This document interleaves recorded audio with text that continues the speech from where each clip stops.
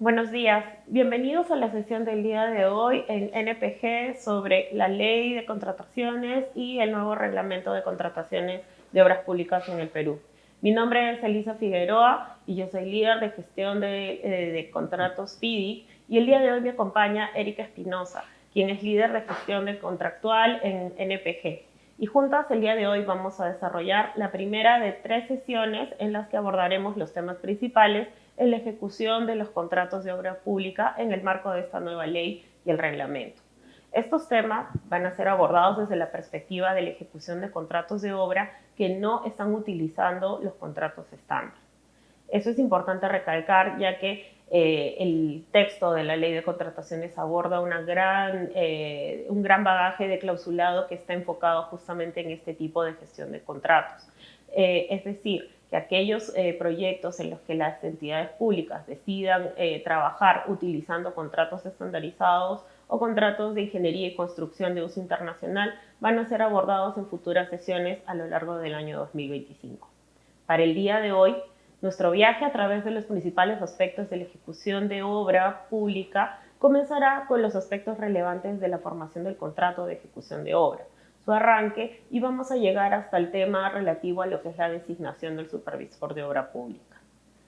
Entonces, la segunda sesión que vamos a tener el próximo año, en enero, se abordará el capítulo especial sobre la ejecución de contratos de obra. En ese momento vamos a abordar a profundidad los temas vinculantes a los adicionales, a las ampliaciones de plazo, así como a la gestión propia del proyecto y aquellos aspectos que normalmente afectan su ejecución y qué posibles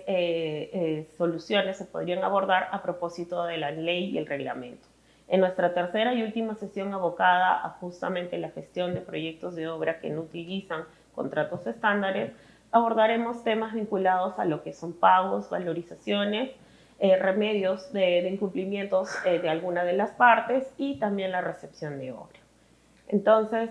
sin más, vamos a dar inicio a la sesión de hoy abordando la siguiente consulta para Erika, que, como les dije hace un momento, es especialista en lo que es la gestión de construcción y gestión de proyectos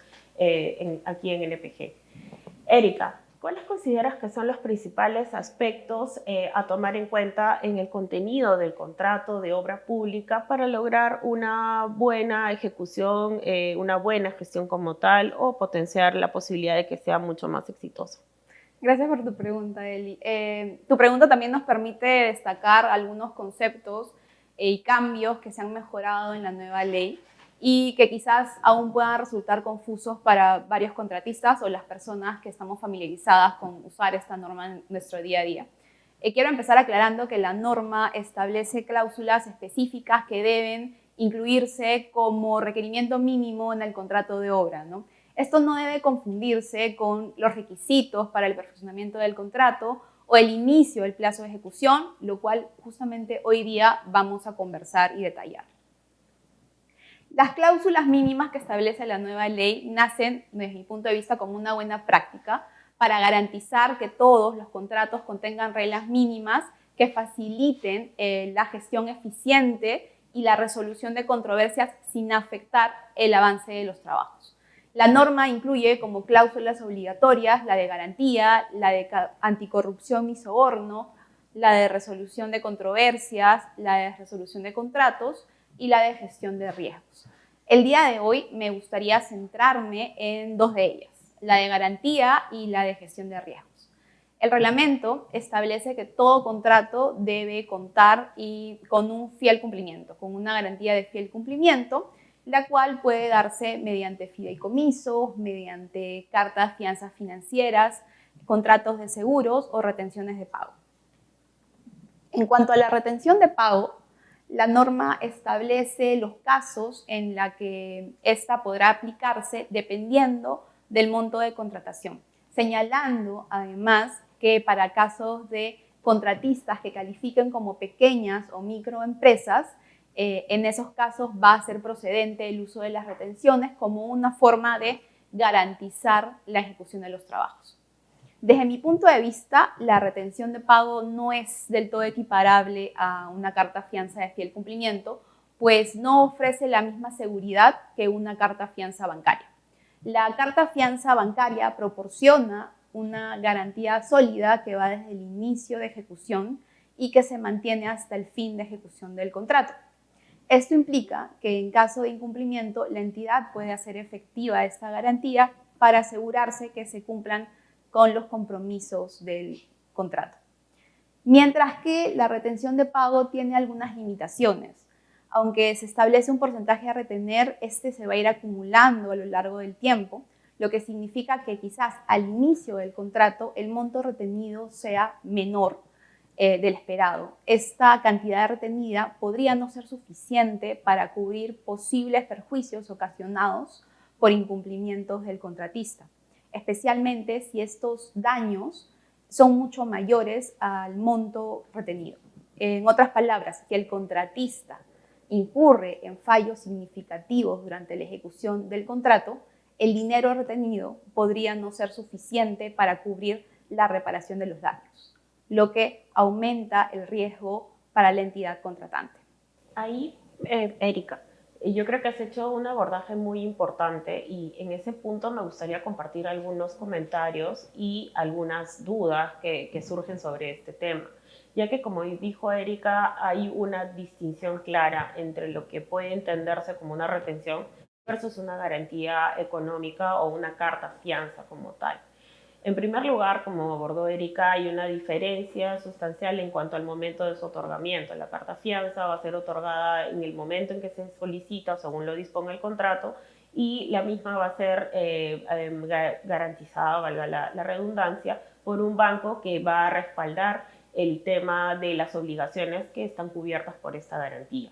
A diferencia del tema de una retención, hay que tomar en cuenta que esta va a depender del porcentaje de avance y la capacidad que tenga el contratista como tal de ejecutar la obra. Que en muchos supuestos a veces esto no se suscita, por lo tanto hay que tener como entidad pública el tino y el cuidado al momento que se está haciendo justamente el desarrollo y el análisis del requerimiento de contratación, de si es que se va a utilizar este mecanismo, si estamos ante un contratista que es lo suficientemente solvente como para poder precisamente manejar el arranque del proyecto, poderle dar continuidad y cumplir con aquello que está programado dentro del tiempo, pero además también cumplir con la programación económica de la ejecución de la obra. Esto es muy importante porque en tanto no se logre la suficiente cantidad de valorización, no va a ser posible lograr esta retención. Y si acaso esta valorización no es suficiente para mantener un flujo de caja que sea sano para el proyecto, pues vamos a empezar a tener ciertos problemas. Eso por un lado, por el lado del uso de la retención. Por otro lado, hay que tomar en cuenta que cuando estamos ante una carta fianza, actualmente la Superintendencia de Banca y Seguros, y bueno, a decir verdad, desde finales del año 2023 y desde que se promulgó una nueva directiva donde se regulan cuáles son los requisitos para la emisión de fianzas en sí, ha habido un golpe fuerte para aquellas empresas que quieren recurrir a este tipo de mecanismo de garantía, ya que se están endureciendo los requisitos para lograr justamente el cumplimiento de estos puntos mínimos que exigen los bancos para otorgar estas fianzas. Entonces hay mínimos montos para temas de encaje, qué tipo de monto necesario deben tener en las cuentas o como un tema para poder responder ante el llamamiento de esta garantía o de esta fianza en caso de algún incumplimiento. Por lo tanto, es responsabilidad de los funcionarios públicos encontrar un delicado balance entre el uso tal vez de la retención o el uso de la garantía financiera o el uso de la garantía bancaria al momento que van a establecer sus requerimientos. Ello porque precisamente porque el uso de esta garantía puede generar un costo financiero, más que puede, definitivamente lo va a hacer. Y este costo financiero lo que va a dar lugar es a que sea un análisis preciso del tema de los riesgos. Y ahora, a propósito del tema del manejo de los riesgos, vamos a hablar de esta parte importante también al momento de abordar esto en el contrato, Erika. ¿Qué nos puedes compartir sobre la gestión de riesgos? Sí, justamente antes de entrar al tema de la gestión de riesgos, lo que estabas comentando me parece interesante porque significa que de alguna forma el legislador ha tenido en consideración una problemática que se vive actualmente en obra, ¿no? Entonces, creo que es algo resaltante que se ha visto durante esta nueva ley que hemos podido darnos cuenta durante la revisión, entonces creo que también es algo que se debe tener en consideración. lo que me decías respecto a la gestión de riesgos, creo que también es uno de los cambios más relevantes versus la norma anterior y la actual. Ahora se establece que todo contrato debe contar con una cláusula de asignación de riesgos, es una cláusula obligatoria, que es creo que la principal modificación del artículo 60 de la ley, si no me equivoco. Considero que la planificación integral de riesgos es una de las mejoras significativas de la nueva ley, porque determina a la DEC como la responsable de una planificación integral que va a darse desde la elaboración de la matriz de riesgos que va a formar parte del expediente de contratación. Entonces vamos a tener que la asignación de riesgos va a estar clara desde antes de la suscripción del contrato y la ejecución del mismo, ¿no? Matriz que también la norma establece que va a cumplir con un análisis cualitativo, cuantitativo de los riesgos, y de esta forma la entidad contratante va a poder asignar los riesgos a la parte que esté mejor capacitada para gestionarlos y mitigarlos.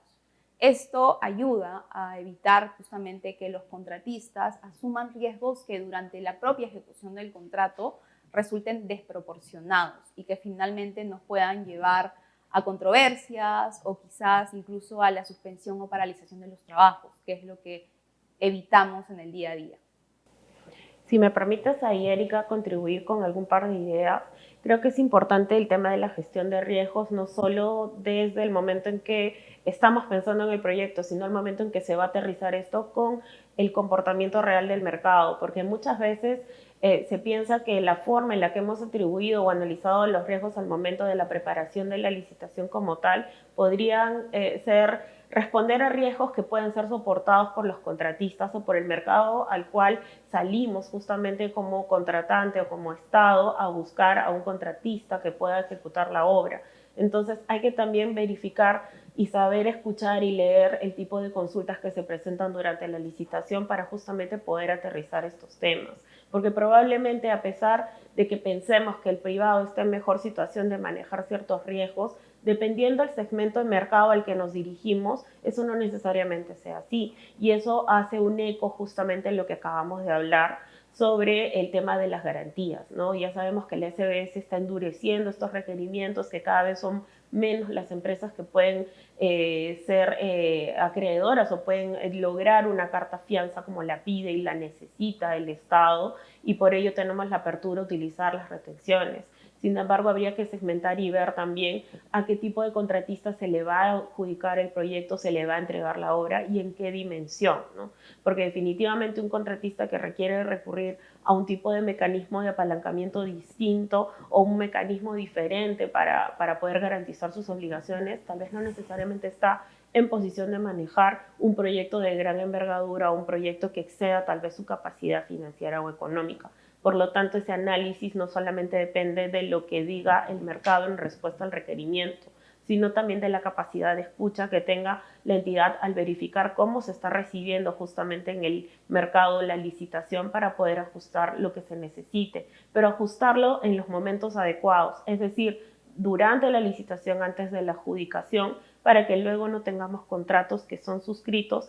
para finalmente no terminar siendo ejecutados precisamente por fallas en la forma en la que se estableció el flujo de caja del proyecto o en cómo se estructuraron el tema de las garantías y el riesgo que ello implica tanto a nivel económico como en el tema del cumplimiento de las obligaciones. Es importante además recordar que muchas veces dentro del análisis de los riesgos, no todos los contratistas, al menos que no tengan cierta experiencia, suelen trasladar dentro de sus contingencias o dentro de su presupuesto un monto que les permita afrontarlos. Por lo tanto, este acápite en el que se llama la reflexión sobre la gestión del riesgo, tanto que se traslada como el que se va a aceptar, es importante que sea atendido por ambos lados, ¿no? Por quien emite el requerimiento como Estado, pero también por el lado del mercado y del contratista, que si bien sabemos que tenemos un mercado que es pujante, que está creciendo y que hay contratistas pequeños y medianos que buscan cada vez más contratar con el Estado, hay que también medir el tema de los apetitos en cuanto a cuánto riesgo se puede afrontar durante la ejecución, ya que el hecho de no ser conscientes con ello podría no solo decantar en la pérdida de oportunidad de ejecutar un proyecto a tiempo, sino también en sanciones que no son deseables para el contratista. Ok, gracias, Eli. Quizás otro aspecto también que hemos podido identificar en esta nueva norma es de que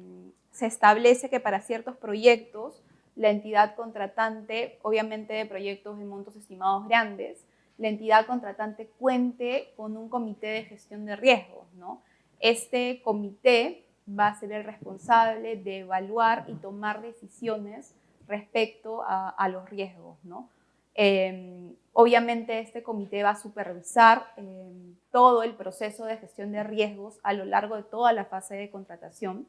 va a hacer seguimiento a las alertas tempranas y va a trabajar a la par con el contratista, lo cual significa que esto no va a quedar solo en papel, sino que va a llevarse a la práctica y va a ser una herramienta para justamente evitar que se lleven a cabo controversias, reclamos y poder solucionarlos de forma conjunta, ¿no? Lo cual también es un punto bastante importante y que tenemos que resaltar, ¿no? Yo creo que con este cambio lo que el legislador busca justamente es garantizar una gestión de los contratos más efectiva y oportuna de los riesgos que están involucrados en este. Y ahora también teniendo en consideración un poco acerca de estas cláusulas que hablamos, yo quería preguntarte, Elisa, en base a tu experiencia en el estudio, ¿qué otras cláusulas agregarías para tener un contrato fuerte? Porque hemos hablado de estas cláusulas, digamos, mínimas que establece la norma, pero de todas formas deberíamos complementarlas con ciertas cláusulas en los contratos que nos sirvan para poder llevar una gestión eficiente de un contrato de obra. No sé qué me podrías decir tú al respecto. Gracias, Erika. Yo creo que debemos recordar que al momento en que entramos en lo que es la ejecución, o mejor dicho, ya la adjudicación de un proyecto, para ese momento, de acuerdo al enfoque de la nueva ley de contrataciones y el reglamento, se supone que ya deberíamos haber estado en condiciones de haber manejado de manera adecuada el requerimiento. Hemos hecho este análisis de riesgo que justamente comentábamos hace un momento, pero además también hemos debido estar en condiciones de trabajar el hecho de haber manejado nuestra estrategia de contratación, que eso es algo que se abordó también en parte en la sesión anterior que tuvimos aquí en NPG sobre la nueva ley de contrataciones, pero creo que es importante recordar y traer a la memoria algunos aspectos claves de este manejo del tema de la estrategia de contratación. Recordemos que esa determinación es clave para ver qué camino tomamos y, por lo tanto, por qué contrato nos decantamos. Esta nueva ley, con este enfoque de justamente ir desde la concepción hasta la ejecución como tal, nos permite dar un paso atrás y pensar de qué manera vamos a ejecutar el proyecto. Si bien nuestra ley de contrataciones de manera tradicional siempre ha buscado la ejecución de proyectos a través de contratos de solo construcción o contratos de diseño y construcción, haciendo un adecuado análisis de la estrategia de contratación, podríamos también determinar que podríamos usar otro tipo de sistemas de entrega de proyecto o sistemas de entrega de obra, como los llama la ley de contrataciones. Pero para llegar a eso, vamos primero por los riesgos, determinamos este sistema para luego aterrizar en el contrato. Y hago ese especial énfasis porque no se trata solo de utilizar el contrato como un formato único y ahí aterrizamos y con ese mismo formato puedo construir carretera o construir hospital o colegio, sino la idea es utilizar esa base que nos pueda dar de repente en su momento el OCE como un formato mínimo y nutrirlo de aquello que necesita nuestro proyecto. Y esto nos lleva a pensar precisamente en cláusulas de necesidad de gestión, que por lo general no se encuentran establecidas en los propios contratos, pero que son sanas y que se deberían utilizar, más allá de los buenos oficios que a veces en obra se puede ver, porque muchas veces encontramos la palabra de la buena práctica. Y a veces en campo, tanto supervisor como contratista, amparados en la buena práctica, hacen cierto nivel de gestión. Pero si cláusulas especiales para el tema de la gestión no resultan ser vinculantes o no las incorporamos, podríamos tal vez exponernos como Estado a de repente un contratista que quizás no conoce estas buenas prácticas o por ser tales, generales o no vinculantes, tal vez no las implemente. Por lo tanto, creo que en respuesta, ya entrando a la respuesta a tu pregunta, Erika, yo considero que es importante que se establezcan estas cláusulas. Primero, tener justamente la claridad de cuál es el programa que vamos a utilizar. Si hay algo de lo que adolece mucho nuestra contratación pública, es de saber que si yo necesito un colegio, necesito una carretera, un hospital, las necesitamos para ayer. Hay muchas personas que necesitan de esa infraestructura y es precisamente siendo este público o este coloquial ayer una necesidad importante y siendo el tiempo la esencia justamente en la ejecución de los proyectos de infraestructura pública, tenemos que centrar nuestra atención, creo yo, en lo que es el cronograma de ejecución del proyecto. ¿Por qué el cronograma y por qué hago énfasis en ello? Porque no solamente es el hecho de mostrar el camino crítico del proyecto y se acabó, sino que creo que el cronograma es una de las herramientas más potentes que tiene la gestión de los proyectos y la gestión de los contratos de infraestructura pública, teniendo un buen nivel de detalle, no un nivel 1 como el que normalmente estamos acostumbrados a ver, sino un nivel 3 o incluso hasta un nivel 4, me atrevería a decirlo. Vamos a tener la visibilidad de cómo es que el contratista vio nuestro expediente, entendió el requerimiento, planificó sus recursos y nos garantiza la posibilidad de llegar precisamente a los hitos intermedios o al hito final de entrega del proyecto. Entonces creo que una cláusula importante es justamente la cláusula de control del tiempo, la cláusula del desarrollo de cómo se debe presentar ese programa y ese cronograma. Creo que de la experiencia que han tenido muchas entidades públicas en la ejecución de proyectos utilizando tanto contratos FIDIC como contratos NEC, notaron la fortaleza que hay en estas cláusulas precisamente de estos contratos. Y creo que ese tipo de información se podría extrapolar para aquellos proyectos en los que la entidad haya decidido no utilizar contratos estándares o que por la envergadura del mismo decida utilizar un contrato ad hoc, algo más pequeño, pero eso no quiere decir que no podríamos exportar ciertas cláusulas que nos permitan servir como guía para justamente manejar un adecuado control del tiempo. Pero además del tema del cronograma como tal, creo que es importante que tomemos en cuenta que un cronograma que no tiene seguimiento, un cronograma que no es contemporáneo, es un cronograma que está muerto. Por lo tanto, hacer un cronograma de seguimiento que tenga una periodicidad, sea mensual, quincenal, de preferencia semanal, porque si de manera semanal podemos hacer la medición de lo que está pasando con el proyecto, podemos realmente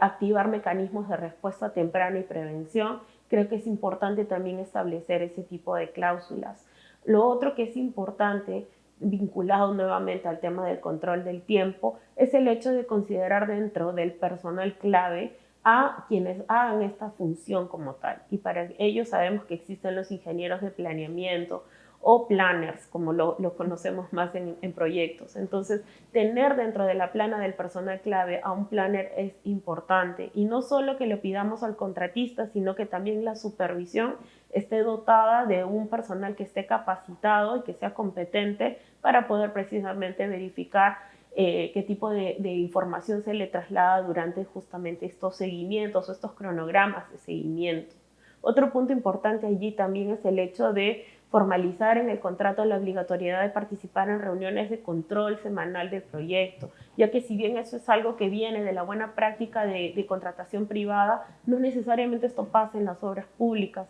pasa en algunas pero no todas. Si esto se incluye como una cláusula, va a permitir justamente que tanto supervisor como entidad, que va obviamente a designar a un funcionario responsable, sino también al contratista, visibilizar de manera contemporánea los hechos y también aquellas áreas de gestión del proyecto que son relevantes, como el diseño, si es diseño y construcción, como la construcción sola o tal vez la gestión de los riesgos, el tema del cronograma, el tema de la gestión de la calidad, de la seguridad y, ¿por qué no?, también abordar áreas en las que tengamos que ir conversando sobre potenciales pedidos de ampliación de plazo o pedidos de adicionales o requerimientos de cambio incluso del contrato si es necesario, pero eso hay que abordarlo de manera contemporánea y de manera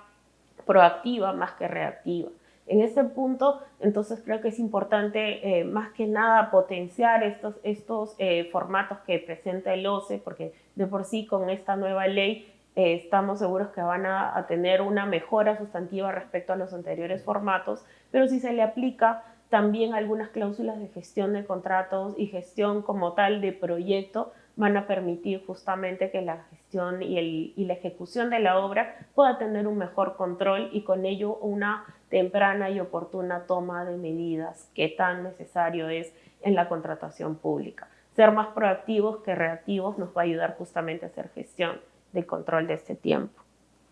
Digamos, en resumen, la recomendación sería que una cláusula o digamos importante sería tener claro cuáles van a ser las herramientas de seguimiento y control. Correcto. Durante toda la ejecución del contrato, ¿no? Y correcto. Justamente son el nivel de cronogramas, el tema de las reuniones y también es dejar trazabilidad de todo lo que se hace en obra, ¿no? Eso nos sirve cuando queremos elaborar un reclamo y queremos responder justamente comunicaciones. Pero también al inicio de la charla del día de hoy mencionaste justo este tema de la posibilidad de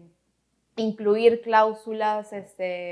digamos, específicas o el tema de usar los contratos estándares internacionales, ¿no? En la sesión del día de hoy no nos vamos a enfocar en lo que son los contratos estándares internacionales. La norma regula justamente, creo que, sobre el tema de los contratos de construcción y diseño de construcción, que estos van a ser los únicos sistemas de entrega que se van a regular bajo lo que establece la norma, que es decir, que todos los otros sistemas de entrega que se establecen van a ser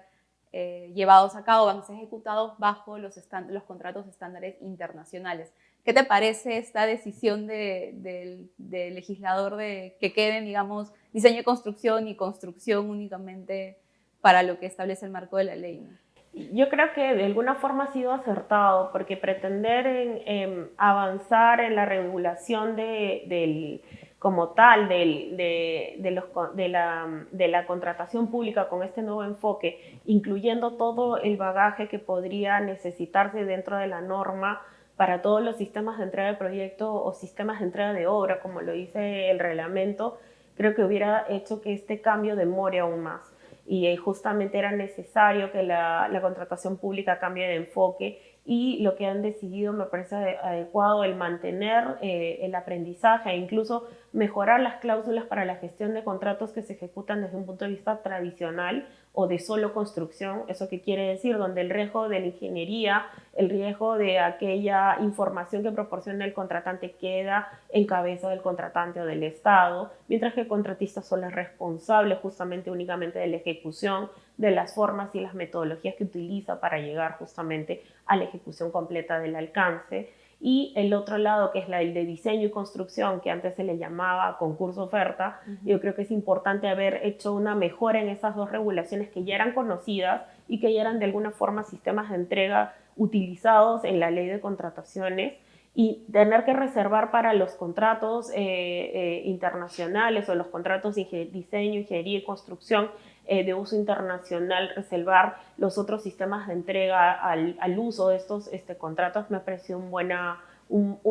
enfoque que se ha utilizado, ya que estos ya tienen de por sí una regulación y tienen una buena práctica detrás que está institucionalizada a través de FIDIC, a través de NEC, o tal vez a través de los contratos ENA o los otros contratos estandarizados, o incluso si nos da la posibilidad de utilizar un enfoque de sistema de entrega de obra colaborativo como tal, no herramienta colaborativa, sino me refiero a sistema de entrega de obra colaborativo, que ahí también tenemos los contratos que ya hay estandarizados para ello. Entonces creo que ha sido una buena decisión de parte del legislador de separarlos y dejar espacio a los otros. ¿Por qué? Porque la propia ley y el reglamento establece que cuando se utilicen estos contratos estándares se tiene que seguir tanto las buenas prácticas como aquellas disposiciones que sus manuales de procura, los manuales como tal, invitan a utilizar. Y eso no quiere decir que no vamos a utilizar la ley de contrataciones para, obviamente, cumplir con los procedimientos y los principios, sobre todo que tienen que ver con la contratación pública, sino que tenemos que, obviamente, utilizar estos contratos estándares dentro del marco que estos los regulan, sin desnaturalizarlos como tal. Yo creo que ha sido una buena idea en eso, Erika, y te agradezco la pregunta para poder precisarlo. Y reitero que este tema lo vamos a ver en las siguientes sesiones en el 2025. Ya vamos a emitir justamente la programación en lo que viene. Pero ahora, ya que hemos cerrado el tema de la etapa de la formulación, llegar a ver qué necesito para tener un buen contrato de ejecución de obra en el marco puro como tal de la ley de contrataciones, creo que es importante hablar ya del arranque, que es el otro de los temas que habíamos reservado para esta sesión. En el caso ya del arranque de la ejecución y el inicio como tal de la obra, ¿qué podrías contarle, Erika, a las personas que nos acompañan? ¿Qué tipo de necesidades o qué cosas debemos tomar en cuenta para ese arranque en el inicio de la ejecución de obras? Gracias, Eli. En el reglamento se establece que el plazo de ejecución contractual se va a iniciar justamente el día siguiente del perfeccionamiento del contrato, desde la fecha en la que se establezca en el mismo contrato o desde la fecha en que se cumplan las definiciones o las condiciones previstas en el contrato. Pero también la norma establece en el reglamento ciertas consideraciones o ciertas obligaciones por parte de la entidad, ciertas condiciones que se tienen que cumplir para que se pueda dar o entender por iniciado el plazo de ejecución del contrato. El primer punto o el primer requisito que toda entidad tiene que tener, digamos, listo para iniciar el plazo de ejecución es la actualización o la entrega de un expediente técnico o de la documentación técnica necesaria para que se realice el diseño, porque, como comentábamos antes, esta cláusula está hecha únicamente para los contratos que son tradicional, es decir, solo construcción, y los contratos que tienen diseño y construcción. Entonces, se establece como un requisito que se cuente con el expediente técnico o por lo menos con la documentación técnica necesaria para que se inicie con el diseño correspondiente, ¿no? También otro requisito para que se pueda dar por entendido iniciado el plazo de ejecución es que se comunique al contratista la información y los datos acerca del responsable del supervisor de obra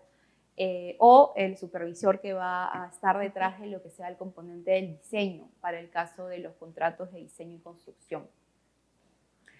Otro punto también muy importante que tiene que ver con la liquidez del proyecto es la entrega del adelanto, ¿no? O sea, en caso se haya solicitado por el contratista, se tiene que realizar con el desembolso del adelanto justamente para que se realice la movilización al proyecto por parte del contratista. Otro punto importante y requisito también que tiene que darse antes del inicio de ejecución es la suscripción del contrato tripartito para la conformación de la Junta de Prevención y Resolución de Disputas, ¿no? Este tema lo vamos a analizar en mayor detalle el próximo año, justamente en otra de nuestras sesiones, para entender mejor la Junta y poder entender cómo conversa con el ciclo de vida del contrato. Sobre ese último punto, me gustaría justamente hacer énfasis en la importancia de que este convenio tripartito ya esté suscrito como un requisito para el inicio de la ejecución de la obra, porque hemos tenido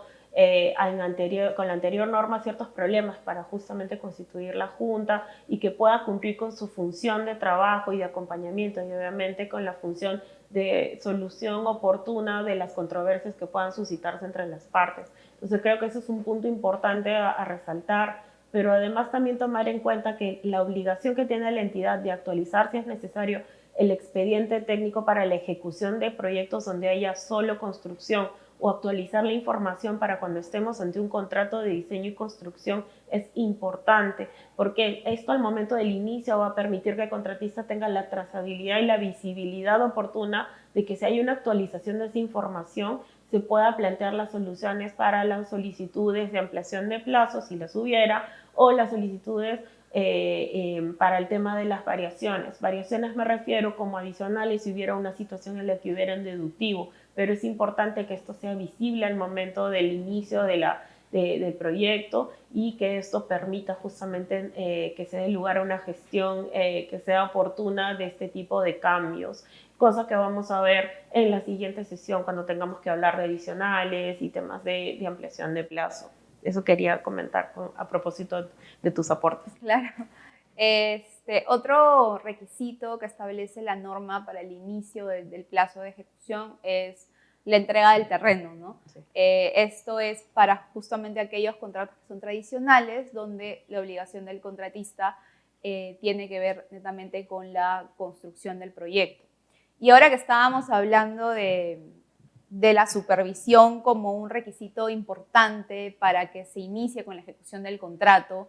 yo quisiera preguntarte, Elisa, ¿qué opinas acerca del rol del supervisor en la nueva ley? Gracias, Erika. Yo creo que en vista de que tenemos una entidad pública que va a contratar en el marco de la ley de contrataciones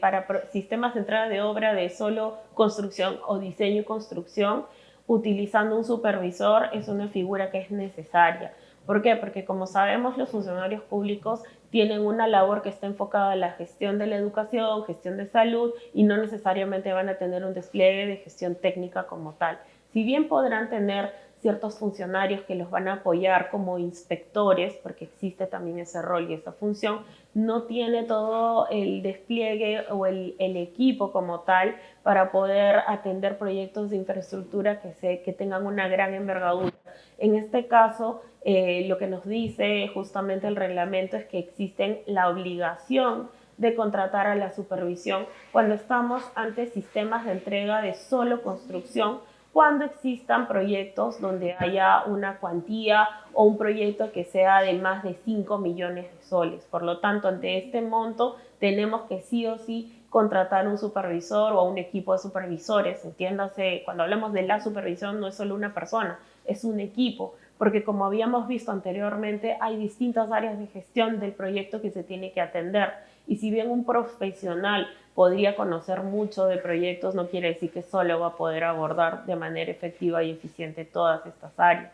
Otro tema importante que nos trae la norma, y creo que es refrescar también la importancia del rol del supervisor, es que el hecho de que tengamos un supervisor para proyectos de diseño y construcción es importante, pero no solo en la etapa de ejecución, sino también tenerlo desde la etapa del diseño como tal hasta la conclusión de la ejecución de la obra. Ahí también hay que recordar que en el tema de la conclusión de la ejecución de la obra, eso es un hito, digamos, determinado en el proyecto, pero eso no quiere decir que necesariamente se haya cerrado todo el proyecto, todo el contrato, que eso es algo que vamos a comentar en un momento siguiente.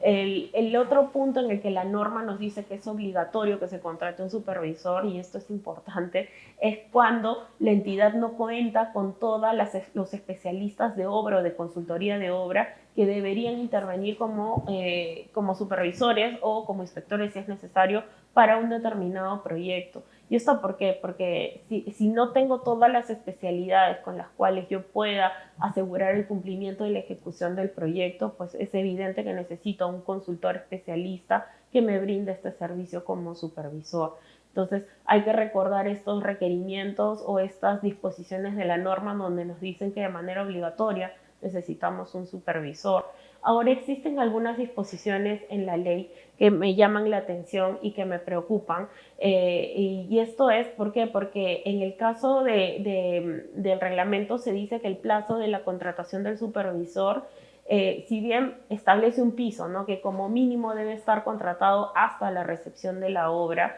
y eso es una mejora, porque antes no se tenía, creo que, tan claro el tema de la necesidad del supervisor y que el rol de trabajo era durante toda la ejecución de la obra. A veces había que recurrir a interpretaciones sobre el tema de la accesoriedad de su contrato al contrato principal de obra, pero ahora creo que ya está mucho más claro el hecho de que se tiene como mínimo que tener a la presencia de este supervisor hasta la recepción de la obra, y que en caso de hubiera necesidad de mantenerlo hasta la liquidación, eso va a depender de lo que diga justamente la etapa de licitación como tal de este servicio. Pero considero que es importante que deberíamos, más allá de dejarlo en un tema de potestativo, sería importante que las entidades reflexionen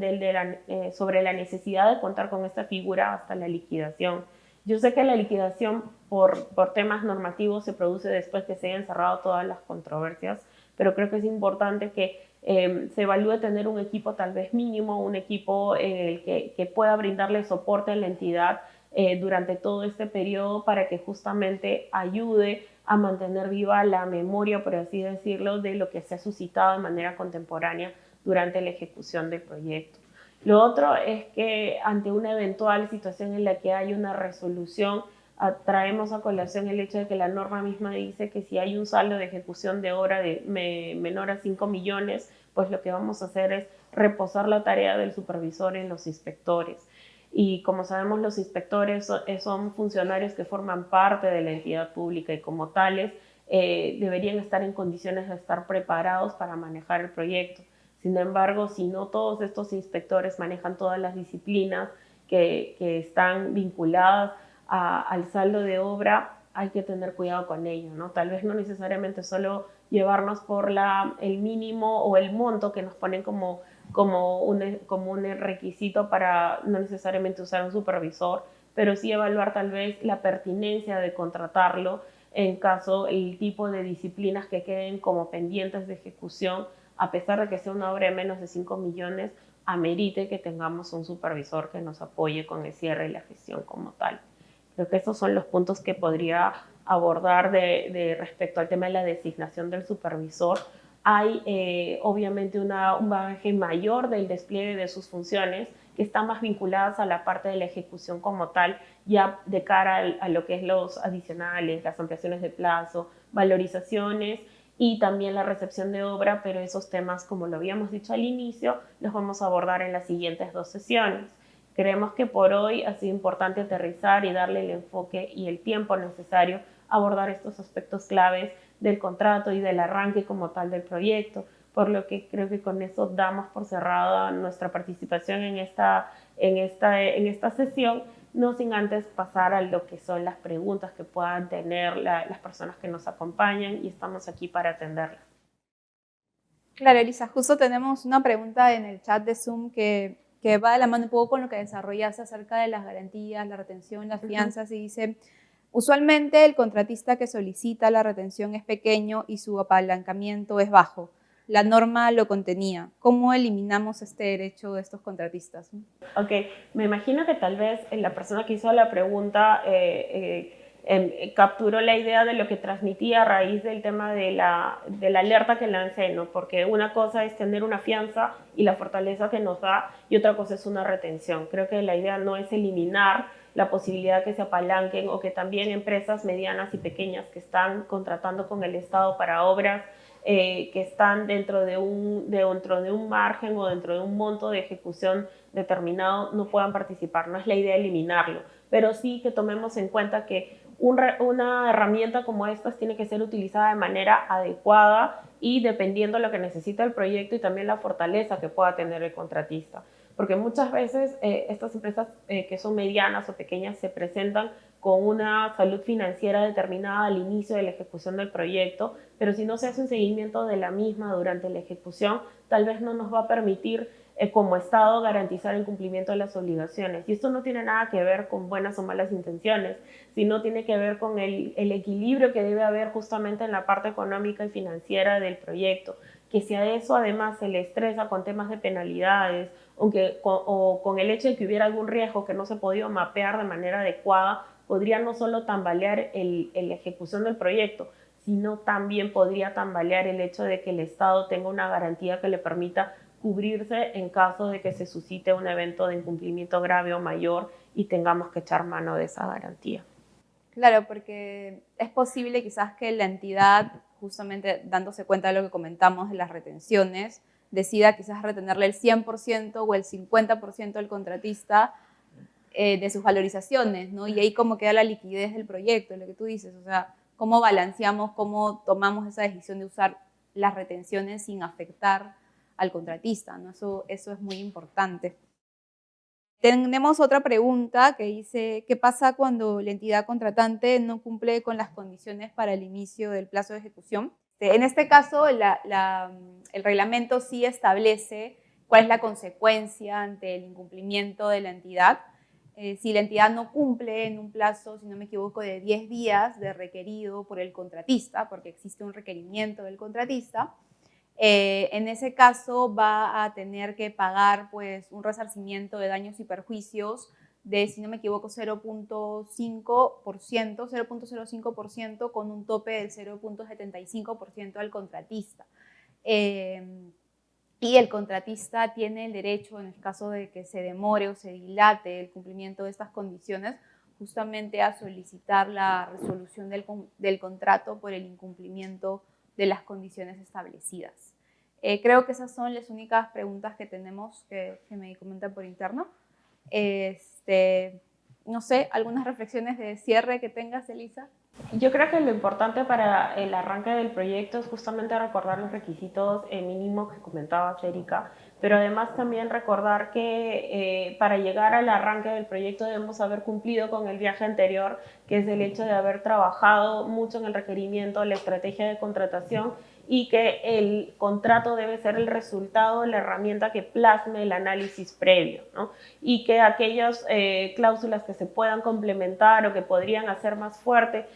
las disposiciones generales que establece como tal la ley de contrataciones son posibles, y eso va a depender en mucho de lo que requiera el proyecto, lo que requiera el equipo de gestión como tal, y creo que es importante que abramos la puerta justamente a nutrir estos aspectos, de manera que luego la ejecución y la gestión como tal de lo que venga de proyecto y de contrato sea mucho más sencilla y permita justamente al Estado lograr la consecución del objetivo que tiene, que es lograr cerrar una brecha de infraestructura y brindar servicios que son útiles y que son necesarios para cada uno de los peruanos. Y con eso cerraríamos nuestra sesión del día de hoy. Gracias por acompañarnos y hasta la próxima. Gracias, hasta luego.